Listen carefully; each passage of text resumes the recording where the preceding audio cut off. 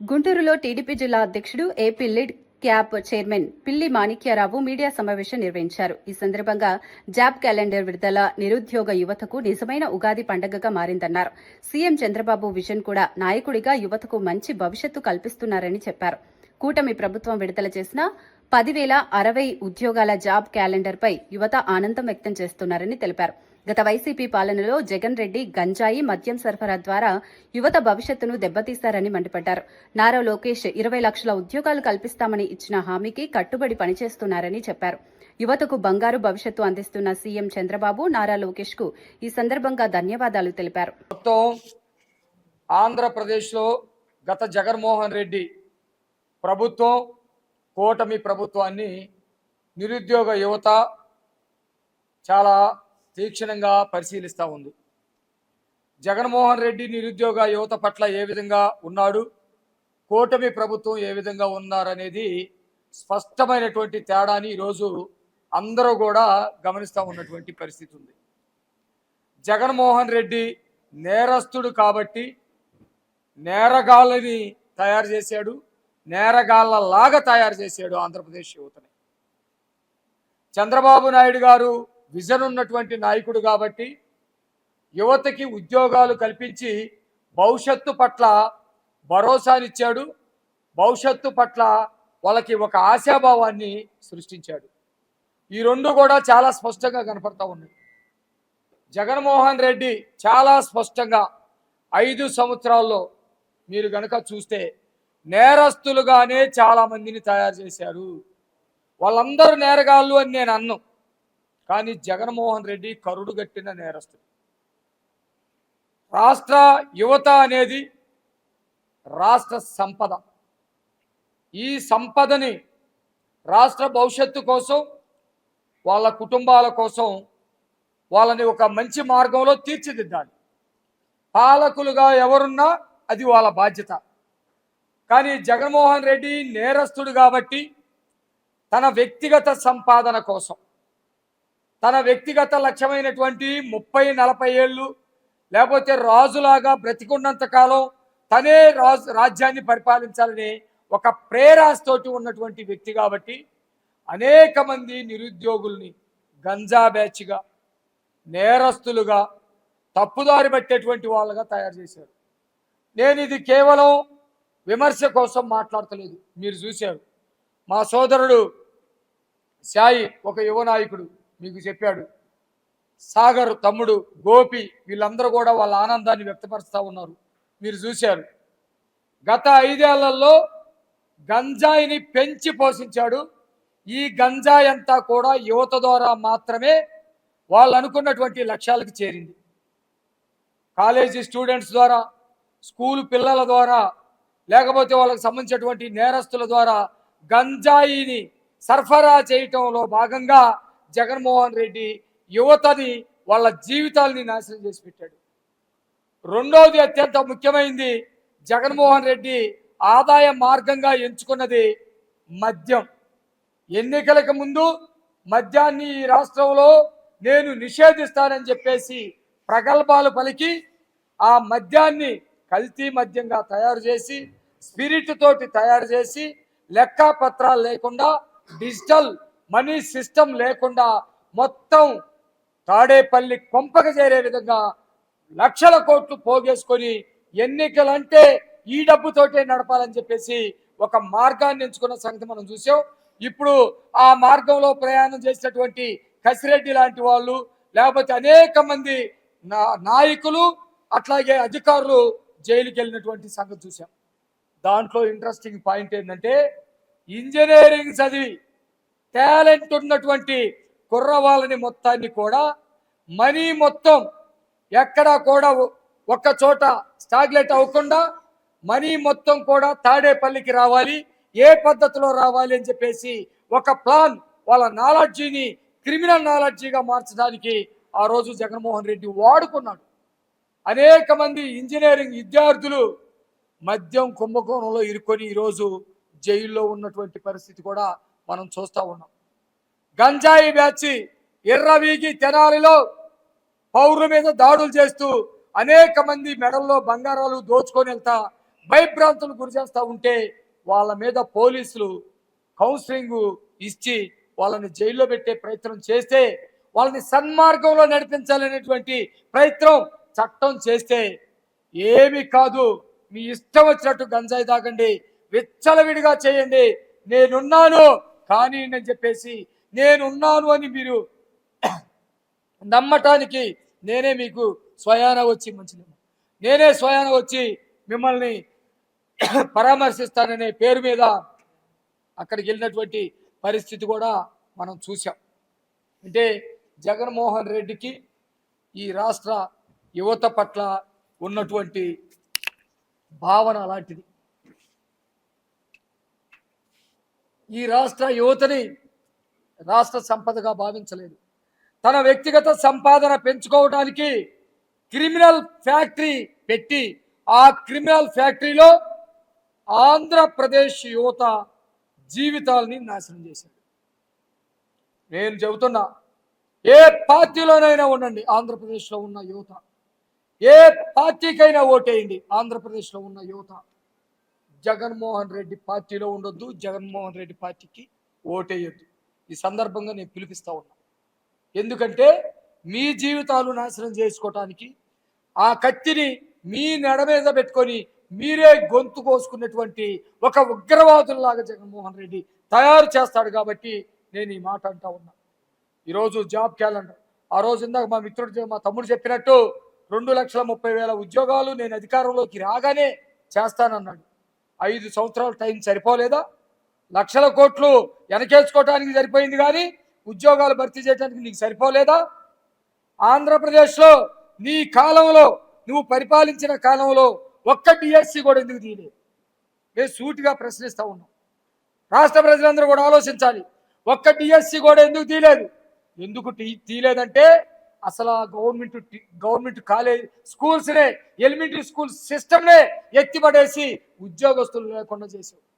ఉద్యోగస్తుల్ని మద్యం షాపుల దగ్గర నువ్వు కాపలా పెట్టావు. టీచర్స్ని మాతృదేవో భవ, పితృదేవో భవ, ఆచార్య దేవో భవ అనేటువంటి ఈ రాష్ట్ర సంస్కృతిని దెబ్బతీసి ఆచార్యులను తీసుకెళ్ళి నువ్వు మద్యం దుకాణాల దగ్గర పెట్టావు. ఇది నీ చరిత్ర. ఈరోజు మా నారా లోకేష్ గారు యువనేత, మా పార్టీకి యువనేత అని చెప్పుకోవడానికి మేము గర్వంగా ఫీల్ అవుతా ఉన్నాం. మా పార్టీ యువనేత విద్యావంతుడు, మా పార్టీ యువనేత సంస్కారవంతుడు, మా పార్టీ యువనేత ఈ రాష్ట్ర యువత పట్ల ఒక నిబద్ధత కలిగినటువంటి నాయకుడు. ఆ పార్టీ నాయకుడు క్రిమినల్. మా పార్టీ యువనేతకి యువత పట్ల ఈ రాష్ట్రంలో ఏ పార్టీలోనన్నా ఉన్నాయి, ఏ కులంలోనన్నా ఉన్నాయి, ఏ మతంలోనన్నా ఉన్నాయి, ఈ యువతంతా నా సంపద రాష్ట్ర సంపదని భావించే వ్యక్తి. కాబట్టి వచ్చిన వెంటనే ఆ రోజు యువగలం పాదయాత్ర సందర్భంగా ఏదైతే 20 లక్షల ఉద్యోగాలు కల్పిస్తానని మాట్లాడాడు, ఆ మాటకి కట్టుబడి దమ్ముండాలి. ఆ మాట అనాలంటే 20 లక్షల ఉద్యోగాలు కల్పిస్తానని మాట మాట్లాడాలంటే దమ్ముండాలి. మా యువనేత లోకేష్ గారు అన్నారు. అన్న మాట ప్రకారం ఈనాటికి 6,50,000 చిల్లర ఉద్యోగాలు ఈరోజు రకరకాల డిపార్ట్మెంట్లో కల్పించారు. అది నేను చెప్పాలంటే చెప్పగలుగుతాను. రకరకాల డిపార్ట్మెంట్లో కల్పించారు.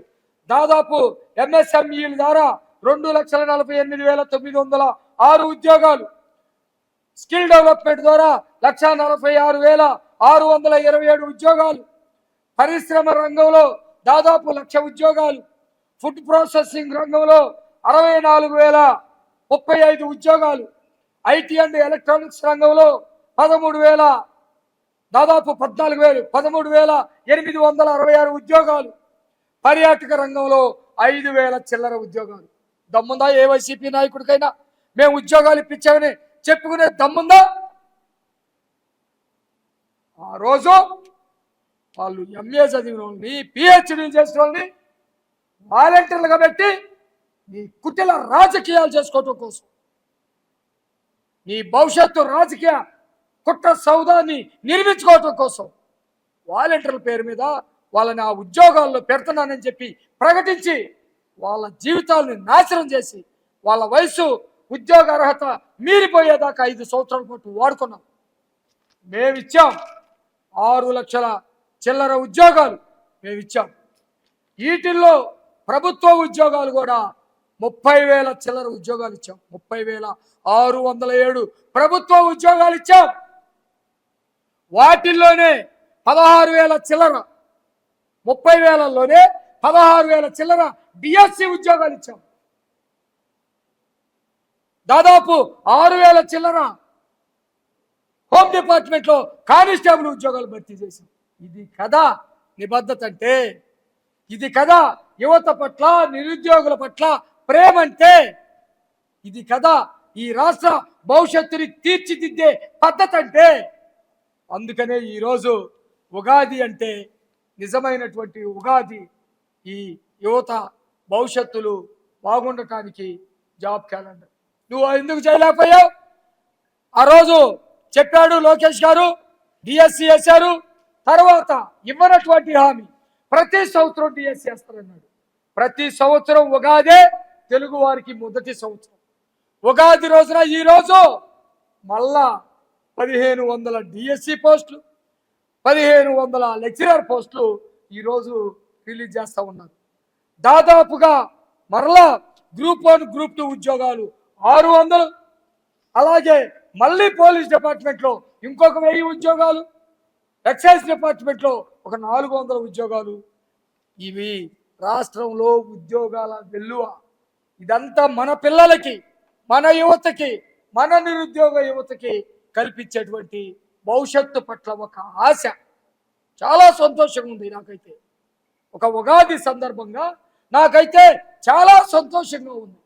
యువతని మళ్ళీ సరైనటువంటి దారిలో పెట్టడానికి, యువత పట్ల బాధ్యతని చూయించుకోవటానికి ఒక మంచి అవకాశం.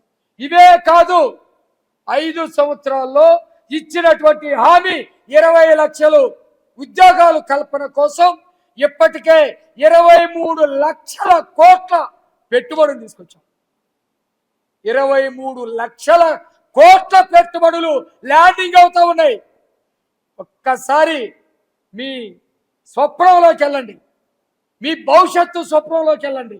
ఆంధ్రప్రదేశ్లో ఐటీ రంగం, ఆంధ్రప్రదేశ్లో క్వాంటమ్ వ్యాలీ, ఆంధ్రప్రదేశ్లో అనేక రకాల పరిశ్రమలు వస్తే ఈడ చదువుకున్నటువంటి పిల్లలందరూ ఉద్యోగస్తులైతే ఒక బ్రహ్మాండమైనటువంటి తులసి వనం ఆంధ్రప్రదేశ్ కాబోతా ఉంది. విద్యార్థి లోకానికి తులసి వనం కాబోతా ఉంది. ఈ తులసి వనంలో గంజాయి మొక్కని రానివ్వద్దని ఎవరైతే ఉద్యోగాలు పొందుతున్నారో వాళ్ళు, పొందినటువంటి మేధావులు ఉన్నారో వాళ్ళు, భవిష్యత్తుని ఉద్యోగార్థులుగా మీ జీవితాన్ని మార్చాలనుకున్నారో వారందరూ కూడా అప్రమత్తంగా ఉండండి. మీ మిగతా యాక్టివిటీస్ అన్నిటిని కూడా పక్కన పెట్టండి. మీకున్న చదువు అర్హతను బట్టి ప్రిపేర్ కండి, ఛాలెంజ్ని స్వీకరించండి, మీ భవిష్యత్తుని నిర్మించుకోండి. టీచర్గా వెళ్తారు, లెక్చరర్గా వెళ్తారు, పోలీస్ కానిస్టేబుల్గా వెళ్తారు, ఎక్సైజ్ డిపార్ట్మెంట్లోకి వెళ్తారు, ప్రైవేట్ ఉద్యోగాల్లోకి వెళ్తారు. మీరందరూ కూడా మీ కళలు సాకారం చేసుకోవటానికి మీరు సిద్ధం కావాలని చెప్పేసి ఈ సందర్భంగా ఆంధ్రప్రదేశ్లో ఉన్న యువతందరికీ కూడా ఉగాది సందర్భంగా చాలా సంతోషకరంగా నేను పిలుపునిస్తా ఉన్నాను. ఈ సందర్భంగా అందరూ ఒక మంచి వాతావరణంలో పండుగ చేసుకోవాలని చెప్పేసి కోరుతూ లోకేష్ గారికి తెలుగుదేశం పార్టీ గుంటూరు జిల్లా తరఫు నుంచి ప్రత్యేకమైనటువంటి కృతజ్ఞతలు, అట్లాగే ఆంధ్రప్రదేశ్ తెలుగుదేశం పార్టీ తరఫు నుంచి ప్రత్యేకమైనటువంటి కృతజ్ఞతలు, అభినందనలు ఈ సందర్భంగా తెలియజేస్తా ఉన్నాను.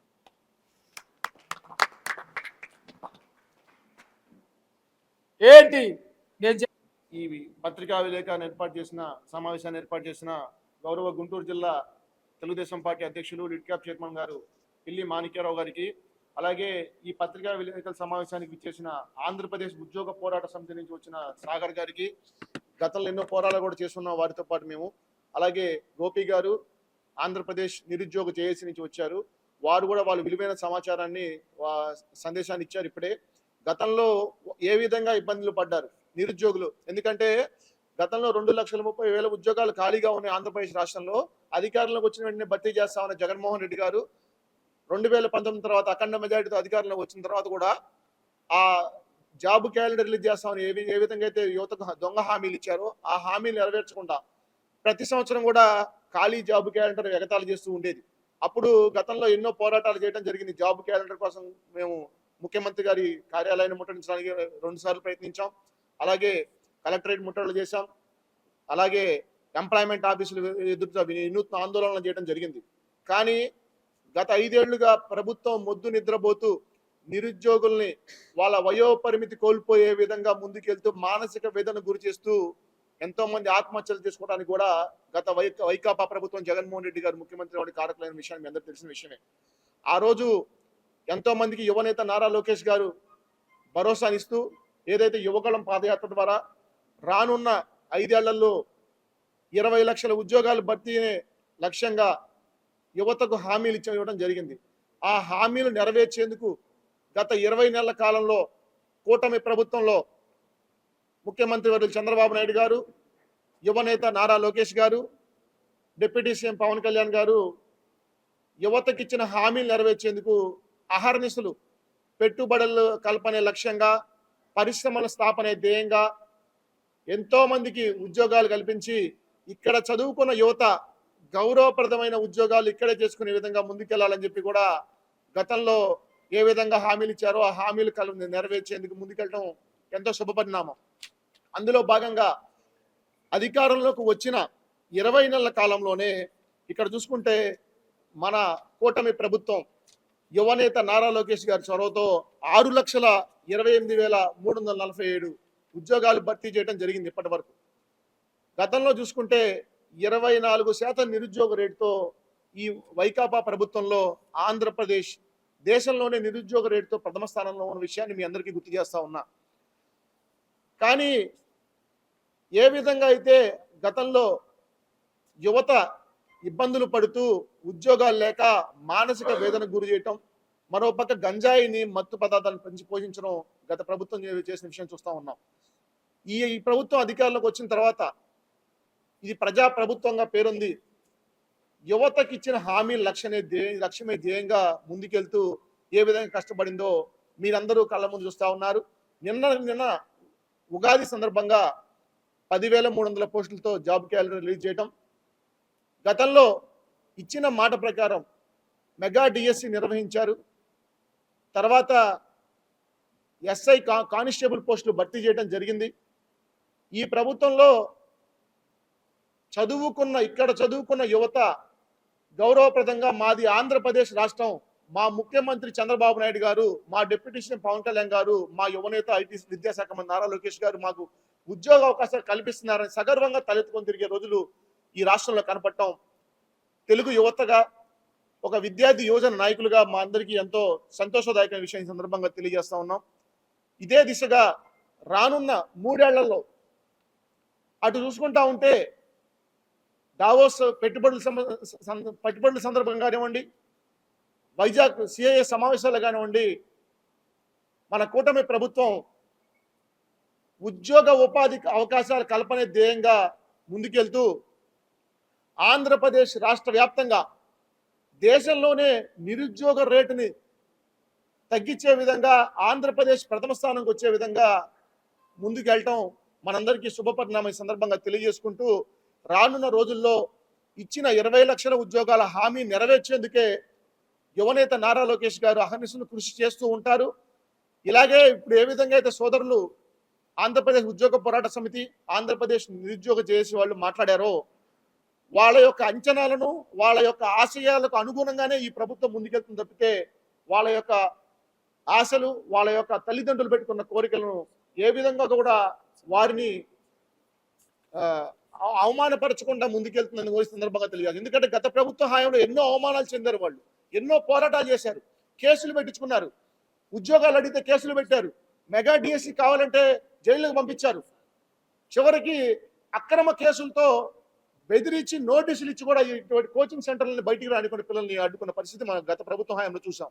కానీ ఈ ప్రభుత్వం అధికారంలోకి వచ్చిన తర్వాత ప్రజా ప్రభుత్వంగా ఎక్కడా కూడా ఎవరిని ఇబ్బందులు గురి చేయకుండా అందరూ తమ యొక్క ఉద్యోగ భద్రత, తమ యొక్క సామాజిక భద్రత అన్ని విషయాల్లో పెద్దపీట వేస్తూ ముందుకెళ్తాన్ని ఈ సందర్భంగా మీకు గుర్తు చేస్తూ, అందరికీ నాకు ఈ అవకాశం ఇచ్చిన గుంటూరు జిల్లా తెలుగుదేశం పార్టీ అధ్యక్షుల వారికి, అలాగే ఆంధ్రప్రదేశ్ ఉద్యోగ పోరాట సమితి నిరుద్యోగ చేసే వారికి అందరికీ కూడా పేరు పేరున హృదయపూర్వక ధన్యవాదాలు.